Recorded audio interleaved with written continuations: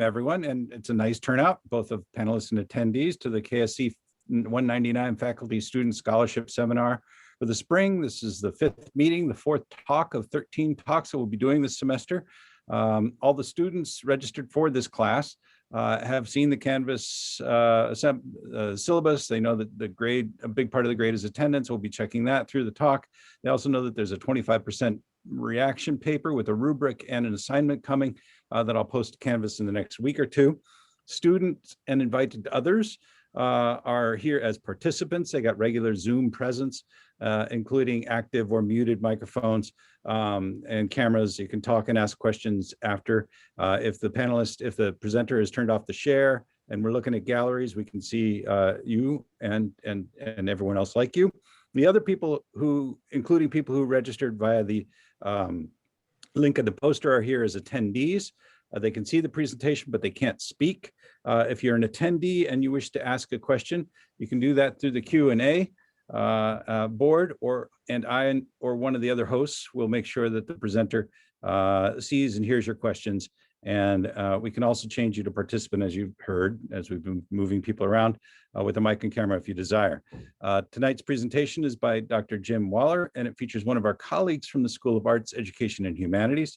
To introduce Professor Waller, I'm going to hand the screen over to Dr. Kirsty Sandy, Professor of English and Dean of that school here at Keene State College, and I'll return at the end of the presentation to help with questions and to close things out. So with that, Dr. Sandy.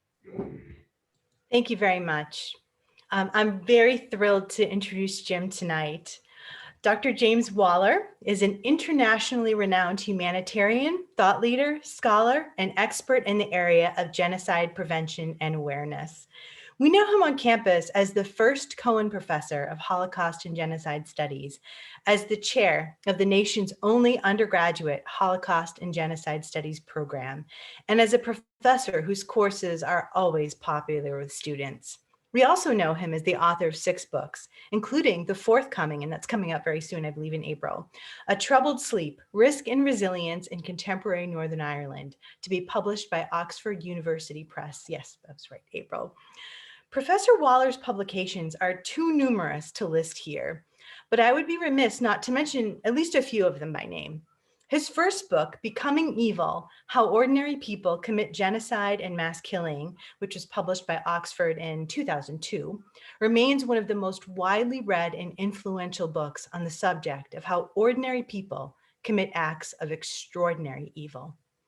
This book was shortlisted for the biennial Raphael Lemkin Book Award from the Institute of the Study of Genocide and was the basis of a best-selling novel, that's a little known fact, The Exception by Kristen Jungerson, as well as a play performed at UCLA.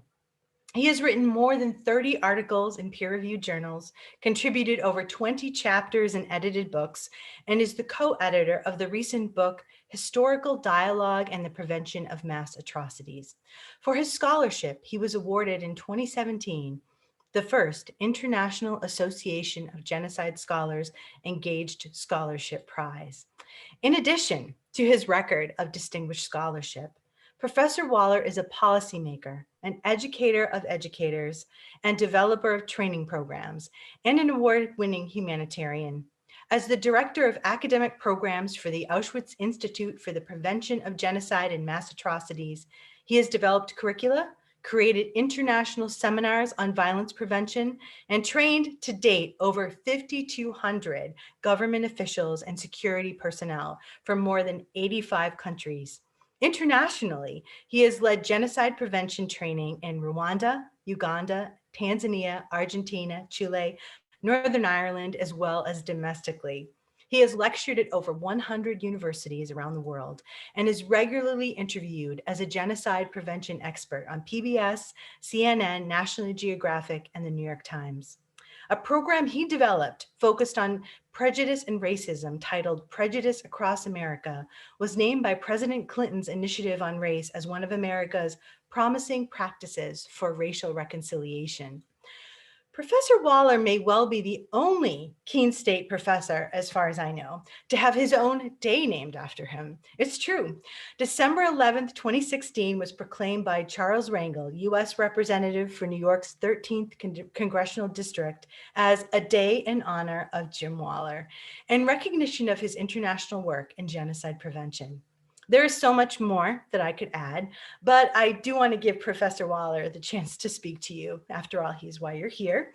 Please welcome Professor James Waller as he speaks about the escalating risk of mass violence in the United States. Thank you. Thank you, Kirsty, for that very kind introduction. And thank you, Mike, for allowing me to be involved in the program again this year. It's a great program. All the students are involved. I appreciate your commitment to this program and all of the organizers, your commitment to making this part of the Keene State College intellectual community experience. And thank you all for being here. It looks like we have 69 people. When the schedule came out and it was St. Patrick's Day, I just really assumed it would be me, Mike, and Kirsty at that point. So 66 other people showed up. Thank you for coming here and for the attention as well. What we're going to talk about tonight, and Mike, does this come through okay? Perfect. Is the escalating risk of mass violence in the US. And I want to start by contextualizing this a bit in terms of just my own journey as I've thought about issues of risk and resilience globally. In 2016, I published the book you see on the left, Confronting Evil, Engaging Our Responsibility to Prevent Genocide. And that was my first move into asking questions related to risk assessment. In other words, that we're no longer in a position where we sit back and a case of genocide happens and we go, wow, I never saw that coming. It was unpredictable. It came out of nowhere. We know where these come from now. We know what the risk factors are. And in Confronting Evil, I surveyed all the risk factor assessment models we had at the time. And from that distilled what I thought were the most quantitatively supported elements of risk assessment. The book coming out in just 2 weeks, as Kirsty mentioned, is A Troubled Sleep, Risk and Resilience in Contemporary Northern Ireland. And that book is a specific case study using the risk assessment model and looking in depth at the case of Northern Ireland, a country celebrating its 100th anniversary this year. Between those two books, last fall, I was asked to do a risk assessment much closer to home. And that's a risk assessment of the potential for escalating risk of mass violence in the United States. This was a paper that originally I had written a version of in 2017 after the November 2016 presidential election.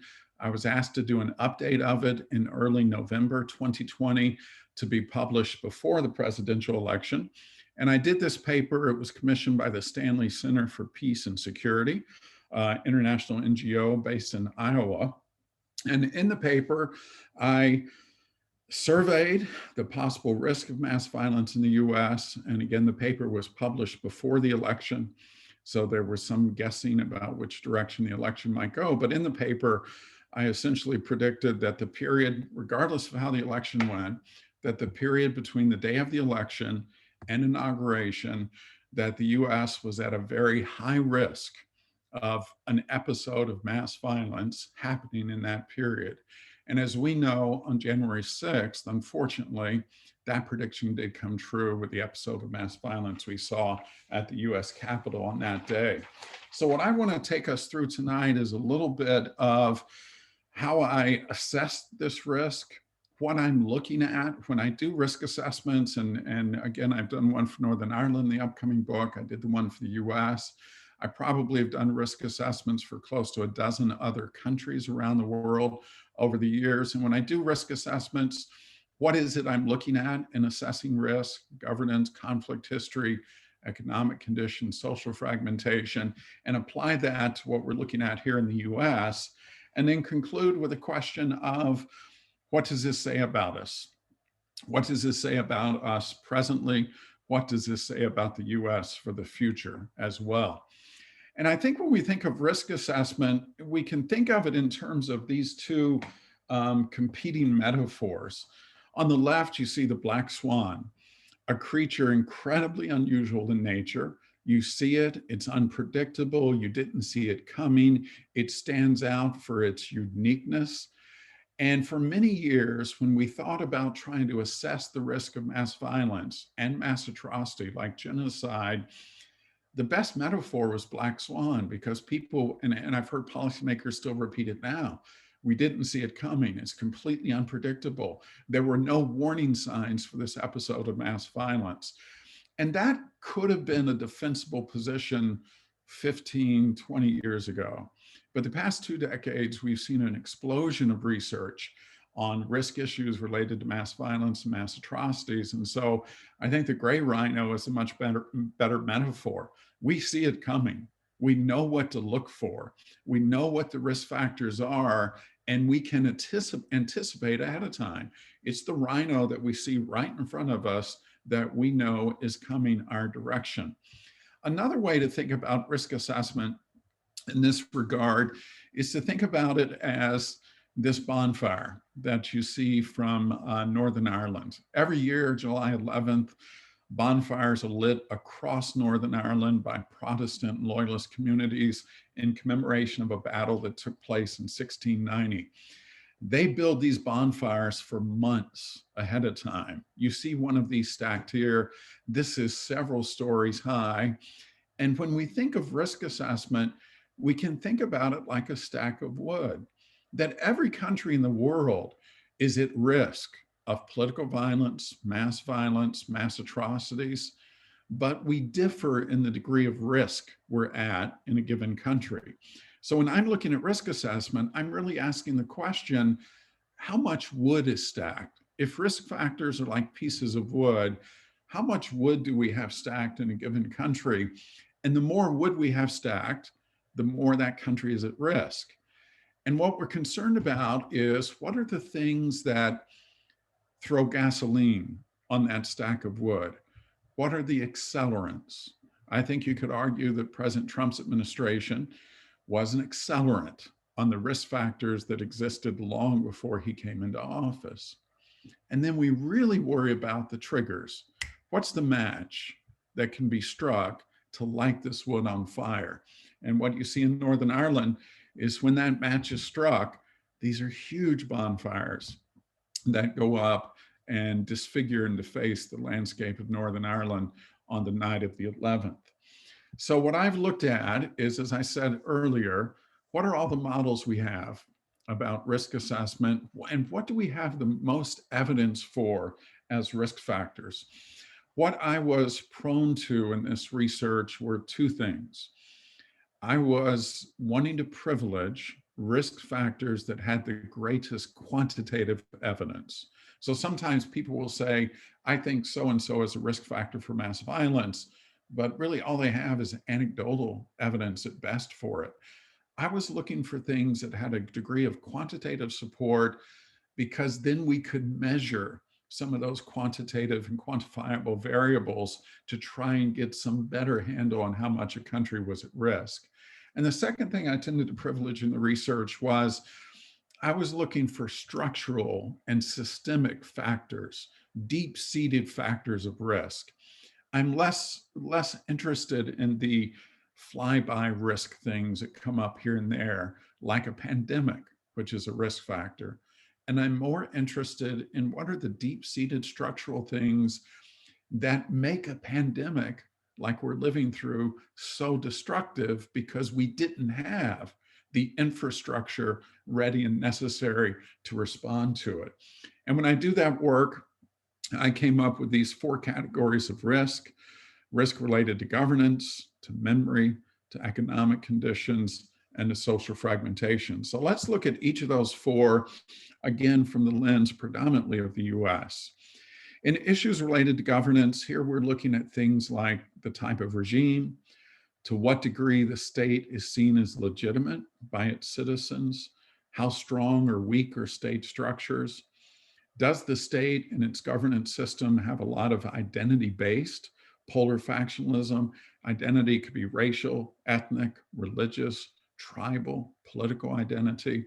And to what degree does the state engage in systematic state-led discrimination? So we could take each of these factors. In the paper I wrote for the Stanley Center, I took each of these factors to give us a snapshot of where the US was in terms of its longstanding risk related to these categories. But I want to focus our attention predominantly on regime type and on state legitimacy deficit, because I think those are most significant for us. In terms of regime type, we know that the safest regime, particularly for protection of minority rights, are democracies. Democracies rarely go to war against each other.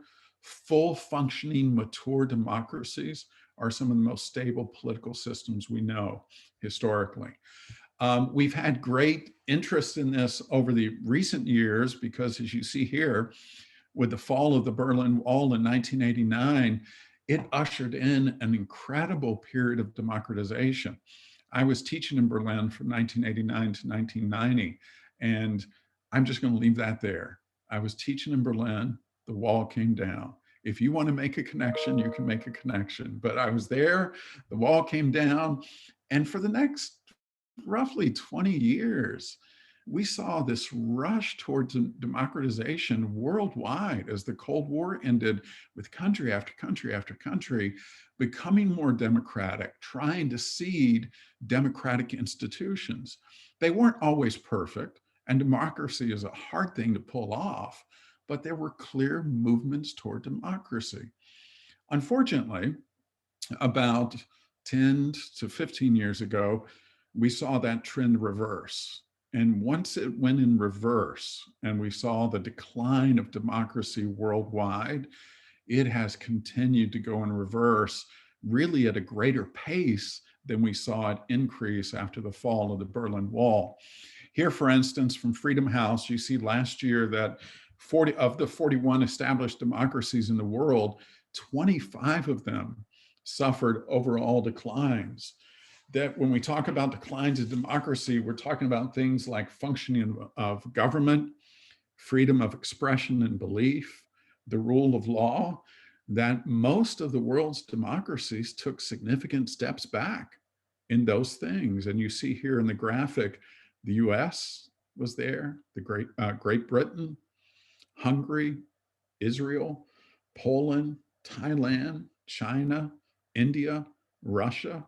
Some of the leading countries in the world took significant steps back in their democratic functioning of their democratic institutions. This has been called a wide variety of things: democratic deconsolidation, democratic backsliding, democratic rollbacks. But every region of the world, we saw this decline in democracies. Here you see the Economist Intelligence Unit's 2020 Democracy Index, which came out just a couple of weeks ago. And a couple things you'll note here, one I've already said: every region in the world had democratic backsliding in 2020. But you'll also note here that the US is listed as a flawed democracy. The first time the US was listed by The Economist as a flawed democracy was 2017. And every year since then, it's been listed as a flawed democracy. The only countries generally that register as full democracies tend to be Canada, some Scandinavian countries, and typically Australia and New Zealand, although both of those countries also took a step back in 2020. Now, I want to emphasize that this rollback, this deconsolidation, never happens overnight, almost never happens overnight. It is a slow evolving process. Evan Osnos is a journalist who has said, this decline in democracy is like the arrival of twilight, that you can be outside reading, and as it gets darker and darker and darker, your eyes adjust and you feel fine. But at some point, your eyes can't adjust anymore. It's too dark to read. And Osnos says this is what happens with democratic decline. And I think generally research supports this. It just happens step by step by step, process by process by process. Rule of law is compromised, the functioning of the government is compromised, the protection of minority rights is compromised. All of those things happen slowly. And then at some point, you have a country, and we see many of these countries throughout sub-Saharan Africa, up into the Middle East and Russia, which can no longer be classified as democratic institutions.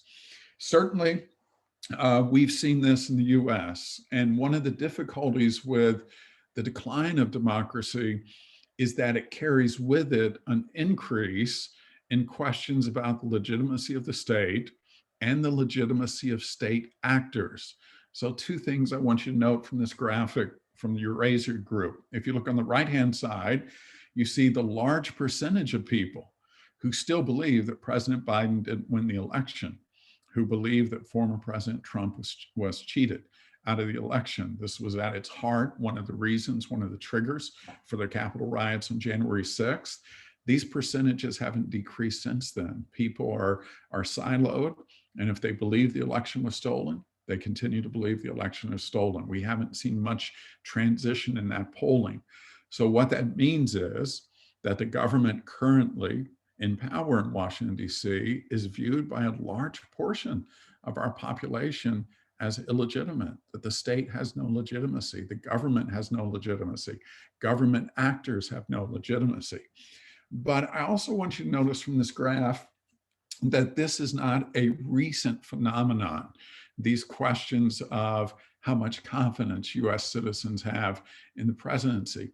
If you look here, since the early 1990s, we've had pretty significant declines in people's belief and confidence in the legitimacy of the people who govern them.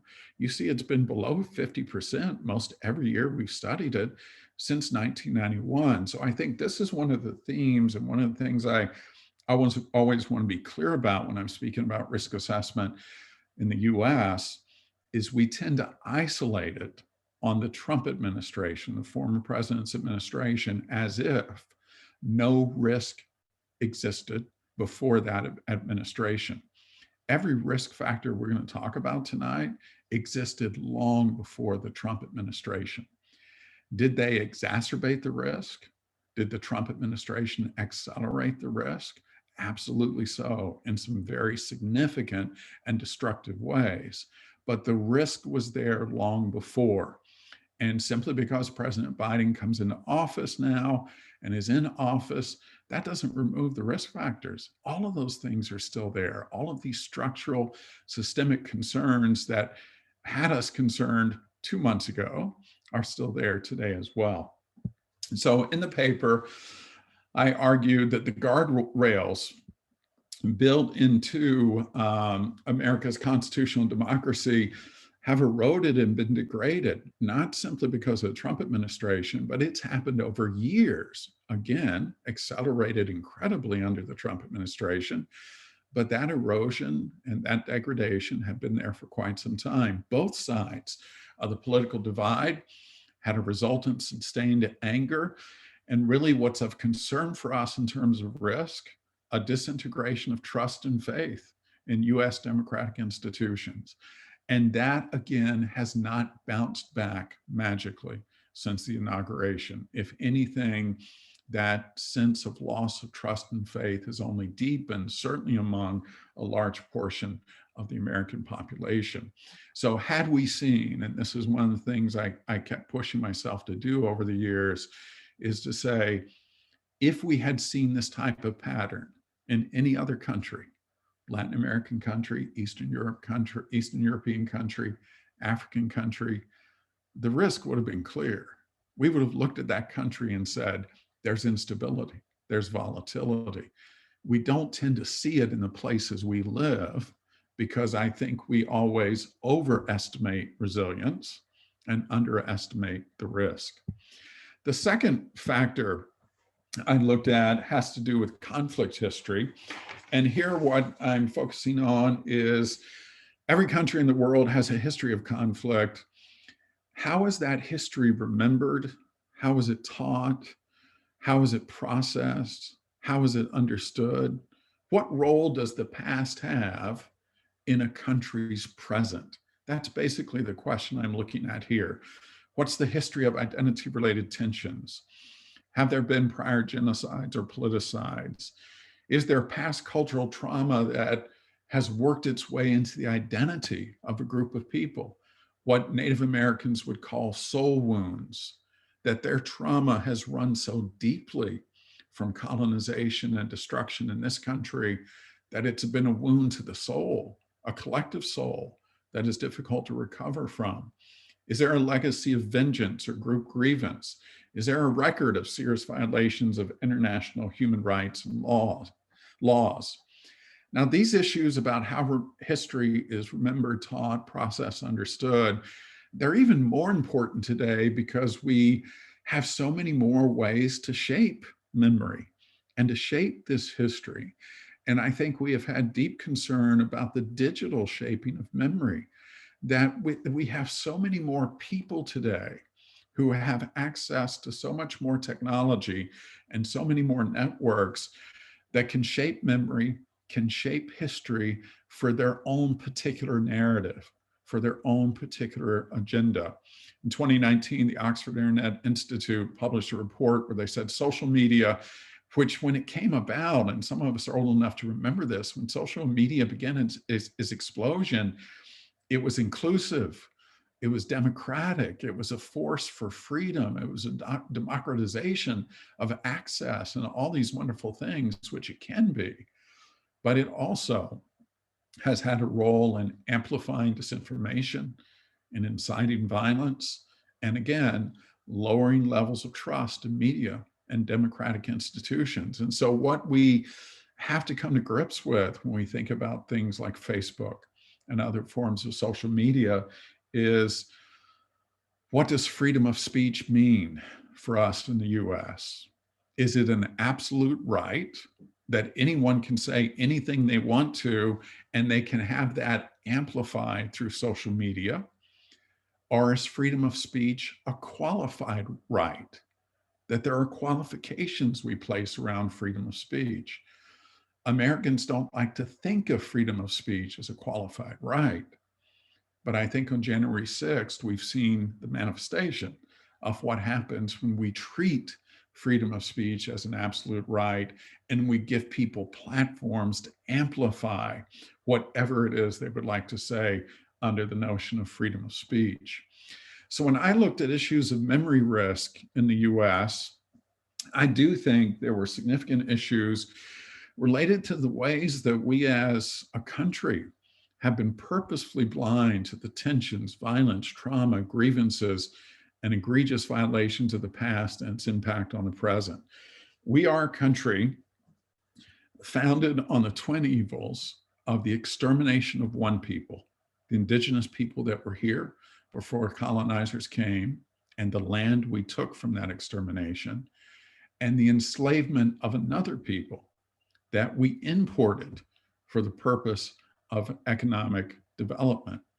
Our country was built on the land taken from a people we removed and exterminated, and then the economic profits we developed on the backs of another people that we enslaved for those profits. I would argue that neither of those realities, neither of those original sins of the US have ever been reconciled.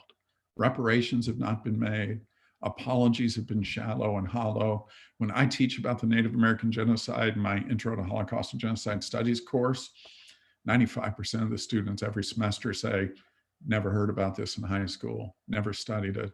The American Indian experience was an arts and crafts experience for us in high school, not a process of destruction. I experienced this growing up as a child in the South, in Georgia. There's a certain generation of us who went to school that when we were taught about what today most people know and did then as the Civil War, it was never described that way in my schools in Georgia. It was the War of Northern Aggression. And you see here from a editorial in the Saturday Evening Post on March 25th, 1955, this was the South's way of responding to the civil rights movement. We had lost the Civil War. The argument went in the South. That was a war of Northern aggression. And now the next war of Northern aggression is the North is coming to the South to say, this is how you have to treat people of color in your community and your states. So the narrative that I was raised on was a narrative of the war of Northern aggression. My first year in college, I took a history course. The professor talked for about a half hour about something called the Civil War. I didn't know what he was talking about. I kept looking around at other students in the class, some of whom were from the South, they were as confused as I was. We had not heard this referred to in this way. The narrative was war of northern aggression. Similarly, as you see on this monument from Woodstock, Vermont, you see in memory of the boys of Woodstock and vicinity who served in the Army and Navy of the nation in the War of Rebellion of 61 to 65. So what for the North was the War of Rebellion of the Southern states? For the South was the War of Northern Aggression. That's how we use memory. It's how we shape memory to fit certain narratives. And I think the ways we've understood conflict history in the US have not moved us in ways that have reduced risk. I think in many ways they leave us in positions of increased risk. And much, I would argue, of what we saw in our summer racial unrest in the US is a ramification of the fact that we have still not come to grips with the realities of what this country was founded on and the violations of the past that will always keep working their way into the fabric of the present until they're dealt with in some constructive ways. The third set of risk factors I'd look at have to do with economic conditions. This is honestly the group of risk factors we probably have the least quantitative evidence for. The data is easy to get, but understanding the pattern of the ways in which the data helps us understand risk is a little bit more uneven. But we do know that risk can be accelerated to some degree with a low level of economic development. We do know that economic discrimination is a big piece, a lack of macroeconomic stability. So we knew, for instance, Venezuela, which is a country that is in the grip of significant violence at the moment. We knew that Venezuela's economy based so strongly on oil that if oil prices went down as they did, we knew what would happen to Venezuela's economy. And it has happened. And Venezuela is a shell of its former self. And you know, people were fleeing Venezuela in the hundreds of thousands each month to try to go to some country that offers some form of stability. Economic deterioration, growth of informal economies and black markets, all of these are important. I want to be careful and say that I think sometimes we put too much of a focus on low level of economic development. It's not that if a country's in poverty, they're at risk of violence. I think it's more appropriate to say from the data that if wealth is distributed unfairly, inequitably in a society, that's what affects the increased risk.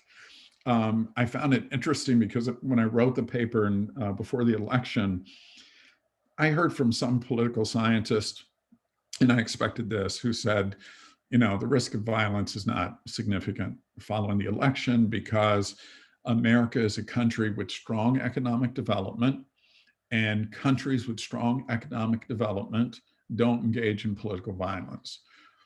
I think that that's a truth that's a bit more qualified, but I also had the sense that that wasn't what the violence was going to be about.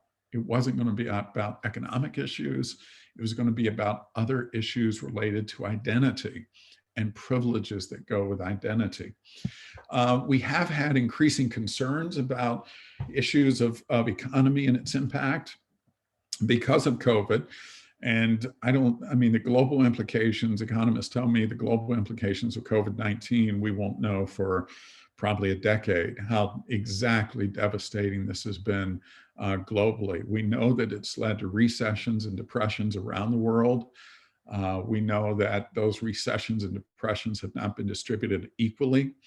Many people are writing about what they call she-cessions because the recessions have been so painfully destructive, particularly for females in developed countries like the US. We know there's been escalations in unemployment, particularly among young males, which we worry about in countries that have high proportions of young males who are unemployed, who seem to have no future perhaps that lay outside of violence. We know there's economic desperation. We've seen increases in human trafficking, increases in enslavement. And we've seen in our country the unequal access to social services and healthcare. People of color are not getting the opportunity for vaccination that whites are getting in this country. people of low income not getting the same opportunities as wealthy, more affluent people are getting in terms of vaccination. So all of these things have been exacerbated in the midst of the pandemic. I think most significantly for us in the US is that we have, as you see here, of all the G7 countries, we have the highest level of income inequality. And we've had that for quite some time, specifically between whites and blacks. You'll see on the right-hand side that the gap between 1970 and 2018 hasn't narrowed. If anything, the gap has increased between median US household income for whites and that for blacks. So again, the issue is not low-level economic development across the board. It is economic development distributed unequally. And the US has, unfortunately, a long-standing pattern of economic inequality in this regard. So when I looked at issues of economic risk conditions, I felt that, there are two things here that are at risk. One is that deprived groups can resort to violence to try to redress the economic inequalities they experience. And we've seen that globally in some cases. But it's also that privileged groups can mobilize with violence to preserve their privilege. And as I'm going to argue in a few minutes, I think that's a large part of what the Capitol riots were about privilege, about people not wanting to lose privilege and mobilizing with violence to try to preserve the privileges that they had. Fourth and final risk factor category I look at is social fragmentation. Social cohesion is when in a society people are able to live together with differences. People are able, in many cases, to celebrate the differences that are in a society. Social fragmentation refers to societies that have deep identity-based social divisions. Again, these could be racial, ethnic, tribal, religious, political, socioeconomic status, a wide range of thinking about identity and the way that these identity-based social divisions can deeply divide a society. Social fragmentation can be impacted by demographic pressures. I mentioned Venezuela earlier. Many countries in Latin America are suffering now because of the numbers of Venezuelan refugees flooding into their country that they're not prepared to take economically, not prepared to take socially, and it's drawing some putting some deep wedges in those societies. When people have unequal access to basic goods and services based on identity, that's a concern. Gender inequalities is a major issue in social fragmentation, particularly when gender inequalities are manifest in rates of high levels of gender-based violence, domestic abuse, spousal abuse, rape, sexual assault. Those are issues we look at and we recognize are a significant part of social fragmentation. And then finally, just general political instability. When we look at social fragmentation, what we're really talking about here is a deeply divided society, a society in which social identity is central. And what we focus on are the differences that divide us rather than the similarities that unite us. And you see here many of the different ways we can talk about social identity. But it's not just a society where social identity is central, but a society where that social identity becomes polarizing. And social identity can become polarizing, I think, in a wide range of examples. It can become polarizing if the society's had a history of violence based on social identity. In Northern Ireland, there's a history of violence, 30 years of violence based on the social identities of Protestant and Catholic. That violence has just deepened the polarization of social identity. Police brutality against Black men and women, people of color in the US, has just deepened the polarization of social identity in those cases. When social identity is polarized in this way, there are differences in quality of life that people experience. People live in communities of fear and isolation. And when polarization is at its worst, those communities of fear and isolation just become silos, and people keep being driven to deeper and deeper divides and deeper levels of polarization.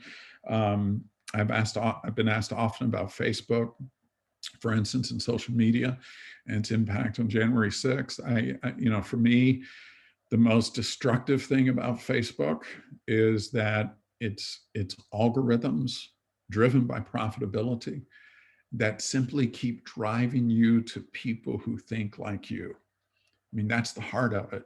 It's how it works. It's why it works the way it does. And I've, spoken often enough to people at Facebook to have some good sense of, again, what's driving this, but it's the algorithms that just keep pushing you, not to people who disagree with you, not to people different from you, but keep pushing you to the small niche groups that are more and more and more like you.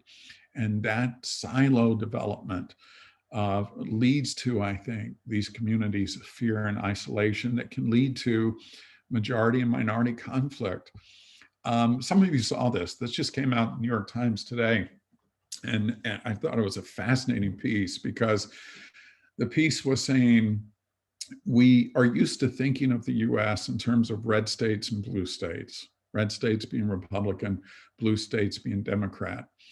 But the piece argued that if you look more closely, and I think it looked at 180 million voters in large cities across the US, that if you look more closely, that polarization is not just a state-based polarization, it's not just a city-based polarization, it is within neighborhoods that are polarized on the basis of red and blue, on the basis of Republican and Democrat. And if you have a chance to look at the article today, it has snapshots from several US cities, but I found this one striking. This is Detroit, Michigan, the heart of the city, the urban part of the city, predominantly Democrat. As you get to the outskirts of the city, the suburbs, the places that start to come closer to the rural localities, you see the development of more Republican trends and homes and voting patterns. So when we say that we are polarized by political identity, that's not a countrywide assessment. It's not a statewide assessment. It's not even a citywide assessment. This is a neighborhood assessment. We choose to live by people. And again, the question of what's cause or consequence is an important one. But the end result is we live by people who think like us, by and large. And that's the depth of the type of polarization we see in American society. Our concern over that is that anytime we have this huge degree of polarization, that it leaves the potential for violent conflict. It's not that violent conflict is always present, but it is that, as Adrian Gwelke was a colleague of mine at Queen's University in Belfast when I was there as a visiting research professor on sabbatical 3 years ago. As Adrian says, as he writes about Northern Ireland and other deeply divided societies, there's a fault line there. And if you live on a fault line, it doesn't mean you have earthquakes 24/7. It means you live on a fault line that one day is something significant is going to happen. And then maybe things will calm down. And another day, something significant is going to happen. And it's kind of hard to see when those things might happen. And Adrian says, in deeply divided societies, this is what the potential for violent conflict is. It's there. It's always there. It's the fault line you live on. And sometimes something will happen. A Minneapolis policeman will kneel on the neck of a Black man until he dies. Louisville policeman will break into a house and shoot an innocent bystander, kill her. There'll be a pandemic. There'll be a contentious election. Something happens and that fault line is exposed. And when it's exposed, when it's activated, it contains the potential for violence between the segments. And again, I think our danger is to see January 6th as the end of a journey or the end of a process. It's one point on the process. And if anything, January 6th has escalated even more. Someone asked me in a recent presentation, do I think the risk of mass violence in the US has decreased now because January 6th was kind of a cathartic venting. And I said, oh, I think it's the opposite. I think it's increased. I think January 6th has actually increased the escalation of potential for mass violence. On March 2nd, Christopher Wray, the FBI director, affirmed that domestic terrorism threat is metastasizing in the US. Again, this shouldn't be news to us. I get to work often with, I teach at the Federal Law Enforcement Training Center in Glencoe, Georgia, a couple of times a year. I work often with law enforcement agencies, federal, state, local, around the country, around the world. But in the US, I'd say, I mean, this is common knowledge in law enforcement that the much greater threat to us has always been domestic terrorism. It's not been international terrorism. But international terrorism sells to constituents. Protecting ourselves from people over there is a hell of a lot easier to sell than protecting ourselves from next door neighbors, than protecting ourselves from people who are here. So January 6th has escalated the degree of risk posed by domestic terrorism. If there's good news, it is that at least now our intelligence agencies, our law enforcement agencies are more sensitive to the possibility of domestic terrorism than they were before January 6th, where it seemed as if from the Capitol Police on, we were just completely caught off guard by what was a domestic terrorist incident of insurrection. So when I looked at this social fragmentation, I argued that it's this escalating potential from violence that comes from a deep sense that each group is an intractable existential threat to the other. When I'm asked what I see as the biggest risk factor or the biggest, red flag for the possibility of violence, I want to focus on these two words of existential threat. It's one thing to talk about another group of people and describe them in ways that are minimizing, that are otherizing, that keep them at a distance, that are demeaning. Those are terrible things to have happen. But when the language starts to be about the other group of people is a threat to my existence, that's the reddest of red flags. That's when we know something potentially life-threatening and destructive is on the stage, is about to happen. The threat could be they're a threat to my language, a threat to my culture, a threat to my identity, a threat to my history. The language could be they're a real physical threat. They're going to take my jobs. They'll take my life. They'll take the lives of my children. That they could be perceived as that type of threat.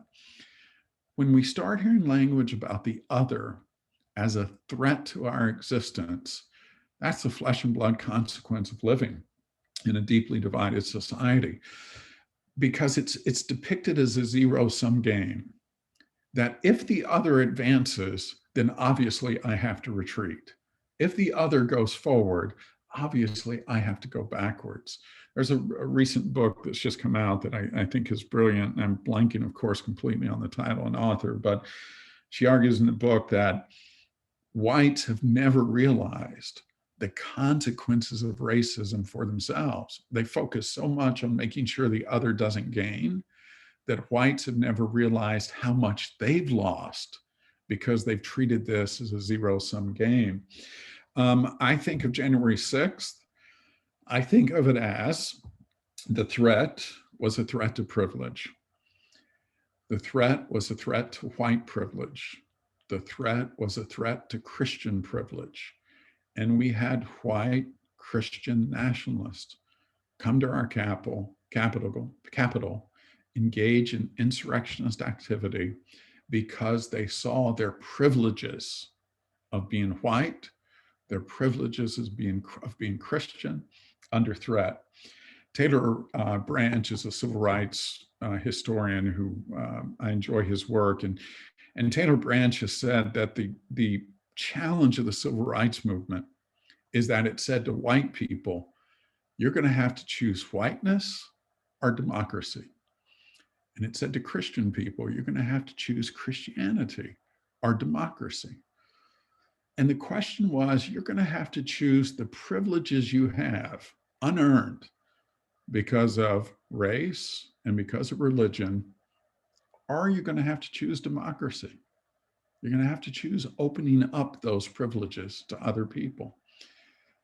And I think the sad truth is that that challenge raised in the civil rights movement is still the challenge that we're faced with today.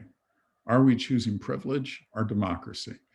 For me, January 6th were people who said, emboldened by a sitting president, I don't want to lose my privilege.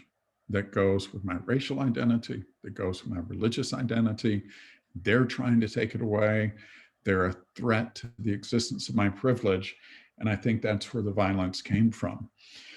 So in conclusion, and then we have time for some questions, as I watched the events of January 6th unfold, like many of you just wrapped in front of the television set, one thing was said repeatedly, and it was said by President-elect Biden as well, that I found disturbing.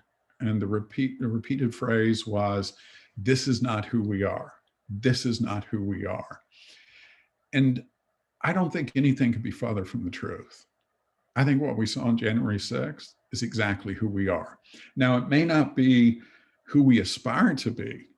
It may not be who we want to be, but it's absolutely who we are.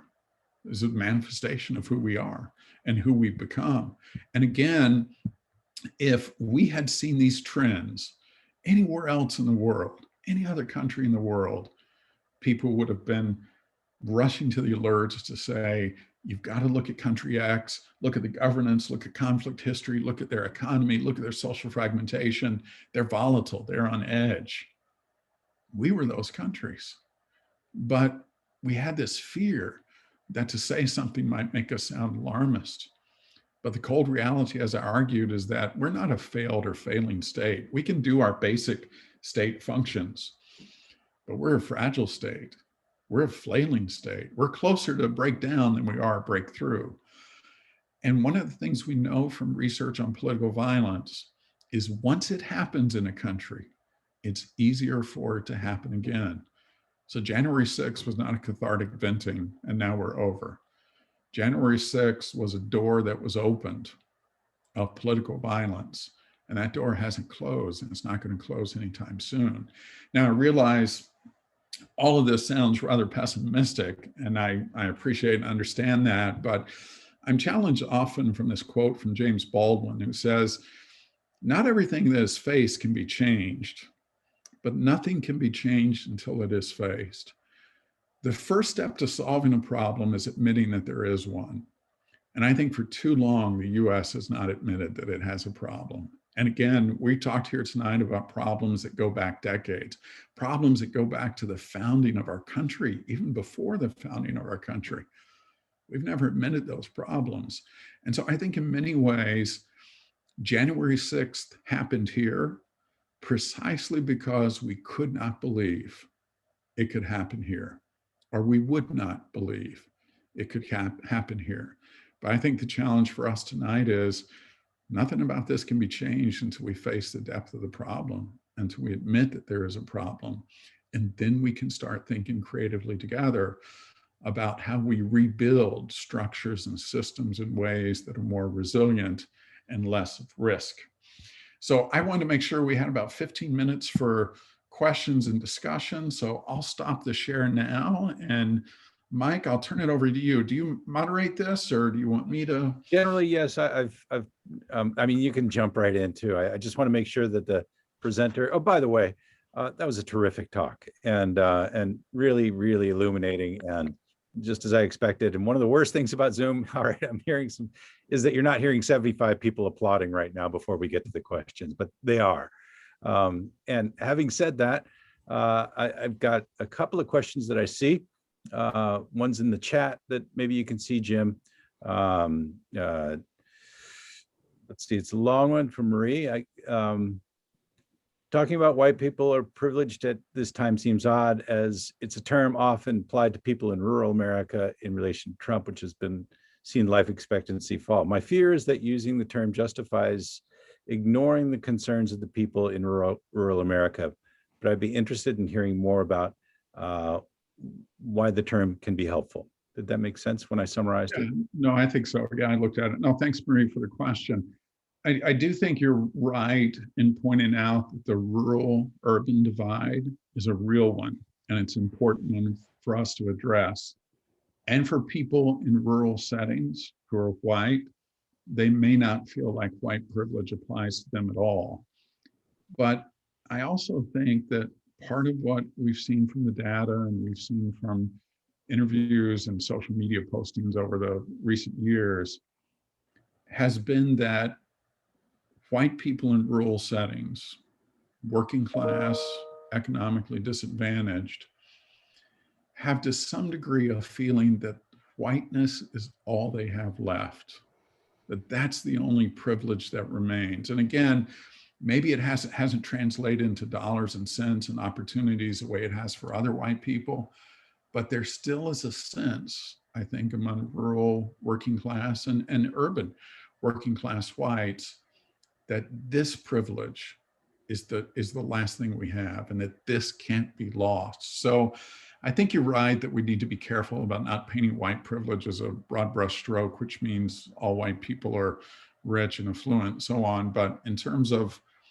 opportunity and privilege, I think even working class white people have recognized that they would rather still be white than anything else.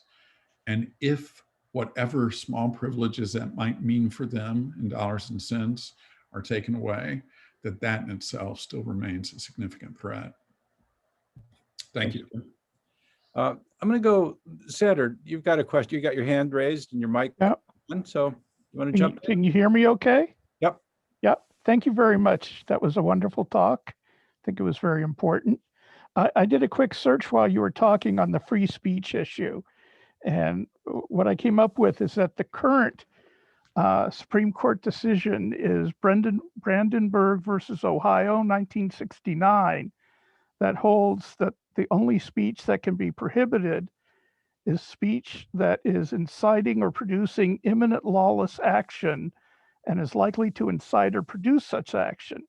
Now, it would seem to me under that description, President Trump's speech right before the storming of the Capitol would qualify as being the kind of speech that could be prohibited, because he said, let's go to the Capitol, and they did.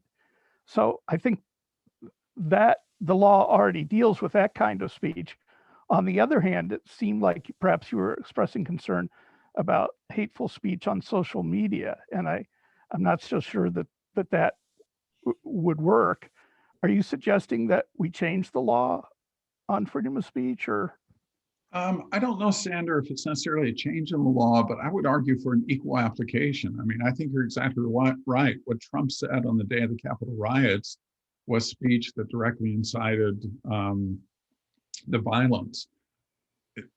Seen similar speech, in some cases much worse speech, in social media. And I'll go back again to Facebook. They've just been so hesitant to want to respond to it because they want it to be a place with absolute freedom of speech. And you'll know, Sander, that it's only recently that Facebook even pulled off Holocaust denial postings. They're not doing the same for Armenian genocide denial, not doing the same for Cambodian genocide denial, Rwandan genocide denial. They finally got to the one on Holocaust denial just a few months ago. So I do think that we haven't figured out, and I think many times law lags behind technology in this regard. We haven't come to understand the ways in which technology can incite in the same ways that we understand the actual physical speech and manifestation of someone inciting violence with their words. I think we're still trying to catch up to understand how that can be incited on social media. So I don't think, Sander, I'm necessarily calling for new legislation as much as I would be equal application of that legislation and a conscience on the part of people who run social media outlets to recognize that there has to be some speech which simply cannot be amplified through the social media, the ways that a lot of this speech was amplified leading up to January 6th. Thank you. Thanks. Got a typed in question here in the Q&A from Ellen Newfer. It goes like this: a number of state legislatures have proposed or passed legislation during this cycle that limits the use of curriculum such as the 1619 Project, New York Times, in public schools that teach about the roots of racial tension in the United States. Why is this happening now? Do you have any comments? I'm just looking again, Ellen. So the state legislatures that have passed legislation that limits the use of curricula that teaches about roots. Yeah, I think this for me, Ellen, is part of the backlash to groups that felt they were making some progress in perhaps certain agendas they wanted to teach in public education, and now feel that that progress has taken a step back. So some of what I think is happening, and I'm sure it varies district by district by district, but I can, there's one district in Texas I'm a bit more familiar with just because I've been involved through the Holocaust Museum Houston in the discussion, where after the election, constituents said, we know now the direction the country is going to go for the next 4 years. We want to take the direction of our curriculum in a different way. Now is the time for us to stand up and fight and say, to teach about racial divisions in our history, to teach about what our country was founded on in terms of genocide and enslavement. Those things are divisive, and we need something that's more unifying. And so, we've seen, unfortunately, that those type of curriculum decisions, and I know, Ellen, you're more aware of this than I am, those type of curricular decisions have become politicized, but we've also now seen them become weaponized as weapons of identity in district after district after district. And other countries that have national curriculums that, look at us and they just shake their heads at the amount of different curriculums we have, state by state, region by region, sometimes district by district. And with that diversity of curriculums are going to come these type of different opinions like we've been seeing. Thank you. Another question from the Q&A. Is the solution possibly elementary education, changing the narrative of how we acquired this country? If we start from the beginning of the education at the elementary level and continue to enlighten, we could change the perception in one generation. Yeah, I think, it's a great question. And this comes up often in Northern Ireland, to be honest.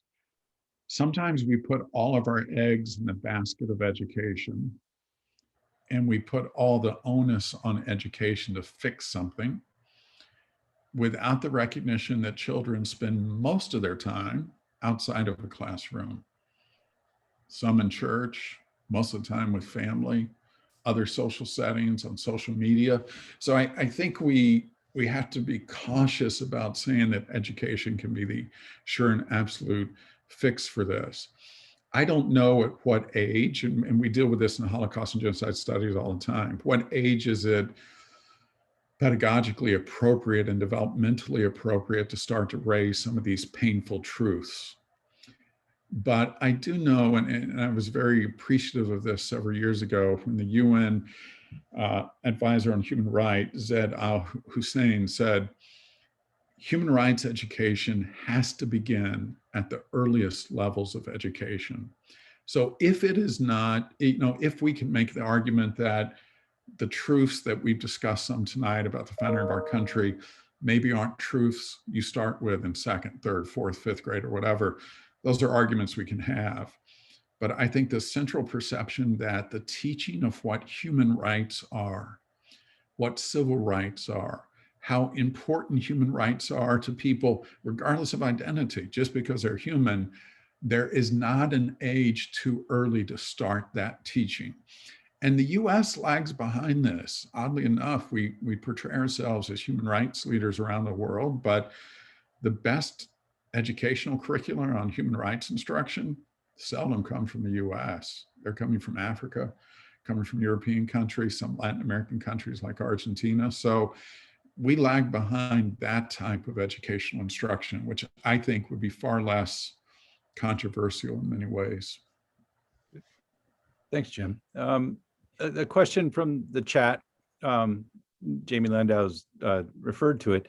And it's a question about emotion. I have a question about the ability to face a problem and reconcile when angry. From the research I've read on anger, both psychological and social, it's an emotion that prevents self-reflection and empathy. It literally short circuits our ability to think. So you mentioned, and a lot of scholars are noting, that public feelings of anger are circulating a lot now. As a nation or neighborhood, how do we face a problem and reconcile when so many people are angry?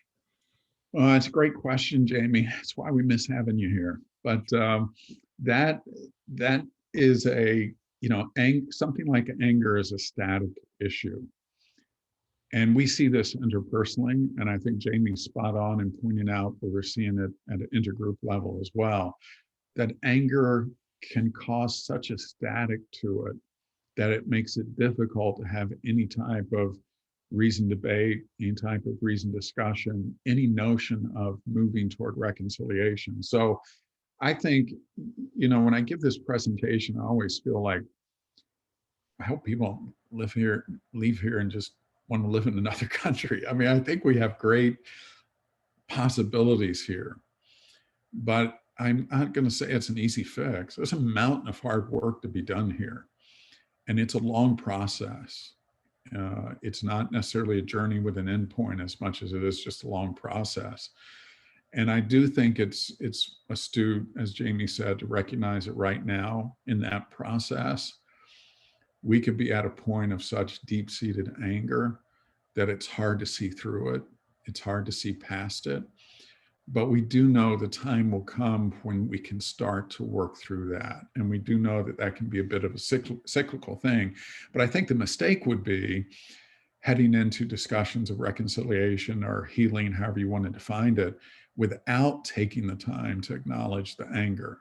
I think the acknowledgement of it can be a big piece toward using it as a step in the process rather than an absolute obstacle. Great. Thanks. Another question. Is it possible, this is from Wes Martin, is it possible that the limitation of time has not permitted you to summarize your thinking on ways that societies wobble successfully over time? At any given time, the trend can indicate increases in violence, but in relatively recent history, we see many examples of society that step back or away from that violence. Northern Ireland, Canada immediately come to mind. I'm certain that you've thought and written on this aspect of violence. Yeah, thanks, Wes. It is a time limitation, and it's also a focus limitation, I think, right now for me as well. And in the work on the US, I really am focused on issues of risk, because I do think we just simply haven't faced the risk head on, and we don't know the depth of the problem. Northern Ireland, the subtitle of that book is Risk and Resilience in Contemporary Northern Ireland. So in that book, I focus on risk, but I also think I bring a hopefully equal focus to issues of resilience. The truth is that the Troubles ended in 1998 in Northern Ireland. While there's still a society at risk in a lot of ways, and I think even more so because of Brexit and its impacts on identity, the truth is that for over 22 years, they haven't had a return to violence. So as you said, Wes, there has been some form of resilience that has kept a post-conflict society together enough that there hasn't been a return to widespread violence. So the risk piece is always countered by the resilience piece. I think if there's a next step for me in the research for the US risk assessment work, it is looking at what are the factors of resilience. Because one of the ways you can look at January 6th is to say, it wasn't as bad as it could have been. And that's legitimate, but again, I think we're at a point right now where we need to focus on, it still happened. What are the reasons it happened? And yes, there are some things that can bring us back from the edge, but until we recognize how close we are to the edge, I'm focusing my attention more on that risk piece than I am the resilience piece. Got a one that maybe is just something that warrants a comment from you. I think we need to learn this this is in the chat. I think we need to learn more about what anger is in our bodies, learn where it comes from, how it's useful, what are its physical reactions, chemical reactions, how we can regain control. et cetera. And then we can look at the world and listen to each other from a place of clarity and calm. So I guess it's advocating the study of anger and an understanding of that. Yeah, I would say a study of anger and a study of trauma too. You know, I think we're fortunate now to have Peter McBride as director of our Cohen Center for Holocaust Genocide Studies. And Peter works and comes from Northern Ireland, does quite a bit of work with trauma and the physiological impact of trauma and even the epigenetic transmission of trauma as well. And I think anger probably has some of the same pieces to it and some of the same manifestations to it. So no, I think it's a good point for sure. And I'm sorry, I don't know much, you know, enough about it to go far beyond saying that's a great point. Sure. A couple of just a couple of things in the chat about the book that you were referring to. I think a number of people listening think maybe you were thinking about the book Cast, and another one thought you were working from a book called The Sum of Us by Heather McGhee. No, Cast is an outstanding book as well. The book I was referring to was The Sum of Us. Okay. Yeah, and I think it is Heather McGhee who's the author. Yep. Yeah, and again, you know, she uses pools as a metaphor. And I grew up actually, oddly enough, in a community in Georgia where we lived 2 doors down from what used to be a pool that I wanted so much to still exist and swim in, but it had closed down 5 years previous because it was a public pool that had to be desegregated. And the community said, we're going to shut the pool rather than open it up to Blacks in the community. And Heather McGhee uses that as kind of the metaphor for whites understanding what they also lose when they treat this as a zero-sum game as well. So no, thank you for that. That is the book, The Sum of Us. Okay, I want to get into the constructive. There's a very short question that I think is an important one and adds a positive note, hopefully. What are the most effective things we can do to work for change? Oh, I'm sorry. That was the question. What are the That was the question. Just what can we do to work? What can individuals do to work for change? Oh, I was hoping we'd end before people ask for concrete suggestions to make. But no, yeah, it's, you know, again, I have to be careful because I focus so much on the risk piece. But for all the risk factors I've talked about, they all have that flip side to them. So in governance, there are absolutely things we can do to restore state legitimacy and trust and faith in democratic institutions. I'm so proud of many of our previous Keene State students who have gone on, for instance, to be active in government, who have been taking elective positions in New Hampshire and communities they're from as well, because they recognize that there are things there they want to change about it to restore faith and trust there. I think for all the ways social media can divide and can silo people, social media has a potential to do some very different things as well. It has some potentials to be a democratizing force. It has some potentials to open up space for voices that have not had spaces for their voice before. But again, we have to be very intentional about how those things are used. I think we can push ourselves to understand, even if it's not being taught in our schools, what the founding of our country was built on, what privilege was built on, how our identity has come to shape, has come to be shaped and come to be. In other words, we can be aware of the things that for many of us, we've been pretty blindly unaware to for much of our life as well. And I think education at its best, and education at Keene State College at its best, does that when it pushes all of us, both students and faculty, to zones of discomfort. When we go places that are uncomfortable, and having the courage to go to those places that are uncomfortable, I think that's where the best growth and education happens. So without sounding trite, I think one thing I'd say tonight would be to find those places that are uncomfortable, find those places that are unknown, and set in those places and learn from those places. And I think if we all can commit to doing that, I think we've taken some great steps forward. Thanks, Jim.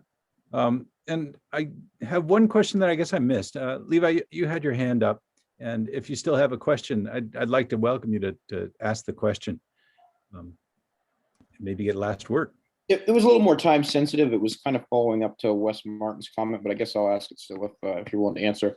I was just curious how you were viewing, or if there was any correlation, like some of the violence in the 90s, such as the Oklahoma City bombing, or smaller scale instances, and to that effect, if there is a correlation, do you consider it to have dropped off? You know, that at least to my mind, it was more isolated to the 90s, mid 90s. Really see it again, at least from a domestic side, until more recently. Mm-hmm. Yeah, I think there is a cyclical pattern to it. I think Oklahoma City certainly drew some of our attention to domestic terrorism. I was living in the Northwest in the 80s and 90s, and we had white supremacists, particularly in Idaho, Coeur d'Alene and Sandpoint, Idaho, and I was involved in part of the work that led to the bankrupting of those groups and the closure of those compounds. And I think we were very sensitive and aware of those possibilities of domestic terrorism in our own backyard. I think 9/11 switched that completely. And then everything became about international terrorism.